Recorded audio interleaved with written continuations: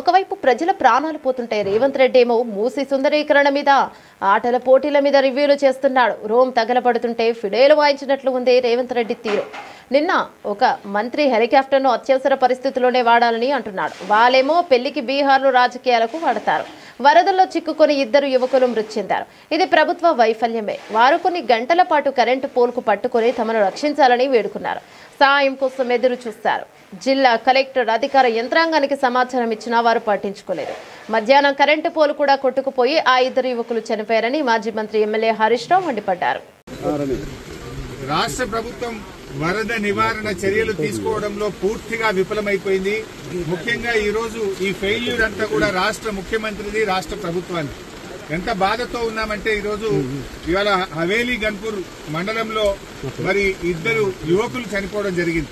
వాళ్ళ పిల్లలు, ముఖ్యంగా 2 పిల్లలు గురుకుల పాఠశాలలో చదువుతున్నారు. వర్షాల వల్ల గురుకుల పాఠశాల లీక్ అయితా ఉంది, మీ పిల్లల్ని తీసుకుపోండి అని ప్రిన్సిపల్ ఫోన్ చేస్తే పిల్లల్ని మెదక్కు పోయి తీసుకొచ్చుకుందామని బయలుదేరి మరి ఆటోలో నడుపుతున్నటువంటి యాదగౌడు, ఆటోలో కూర్చున్న సత్యనారాయణ 2 కూడా ఈ వరదలో ఆటో కొట్టుకుపోయి చనిపోవడం జరిగింది. ఆ 2 దాదాపు కొన్ని గంటల పాటు కరెంటు పోలు పట్టుకొని ప్రభుత్వం నుంచి ఏదైనా సహాయం అందుతుందా, హెలికాప్టర్ వస్తుందా, ఎన్డీఆర్ఎఫ్ బృందాలు వస్తాయని 4-5 గంటలు ఎదురు చూశారు. కరెంటు పోలు మీద నుంచి ఫోన్లు కూడా చేశారు. కానీ కలెక్టర్ గారు గాని జిల్లా యంత్రాంగం ఎవరు స్పందించలేదు. మధ్యాహ్నం 2 తర్వాత కరెంటు పోలు కూడా వరద ఉధృతికి పడిపోయి ఆ వరదలో కొట్టుకొని ఆ 2 కూడా చనిపోవడం జరిగింది. అంటే ఇది కేవలం ప్రభుత్వ వైఫల్యం.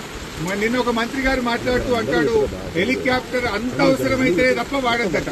మీరు మాత్రం పెళ్లిలకు వాడండి, బీహార్ లో రాజకీయాల కోసం వాడండి, మీ సొంత కార్యక్రమాలకు వాడుకోండి. ఆనాడు ఖమ్మం జిల్లాలో కూడా హెలికాప్టర్ పంపకపోతే ప్రాణాలు పోయినాయి.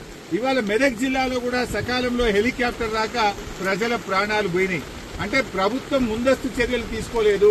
నిజాం సాగర్ లో ఈ వరద ఉధృతిని చూసి గేట్లెత్తి ముందుగానే నిజాం సాగర్ ను ఖాళీ చేసి ఉంటే బ్యాక్ వాటర్ లో ఇంత నష్టం జరిగి ఉండేది కాదు.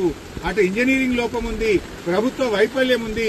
నిన్న ముఖ్యమంత్రి గారు ఇంత వరదలు వస్తుంటే వీడియో కాన్ఫరెన్స్ పెట్టి అత్యవసరంగా రివ్యూ చేయాల్సిన ముఖ్యమంత్రి ఆయన మూసీ సుందరీకరణ రివ్యూ చేస్తున్నాడు.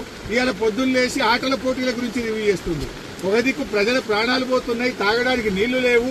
హవేలీ గన్పూర్ లో నిన్నటి నుంచి కరెంటు లేక 7-8 గ్రామాల ప్రజలు మంచినీళ్లు లేక వర్షపు నీళ్లను ప్లేట్లలో, గ్లాసులలో పట్టుకొని తాగుతున్న పరిస్థితి ఉన్నది.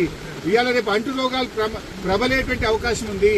వచ్చే 24 గంటలు ఇంకా పెద్ద ఎత్తున వర్షాలున్నాయని వాతావరణ శాఖ చెప్తా ఉంది. ప్రజలు ఇబ్బందుల్లో ఉన్నారు. ప్రభుత్వం ఇప్పటికైనా మేల్కొని అత్యవసర చర్యలు చేపట్టి ప్రజలను కాపాడుకోవాలి.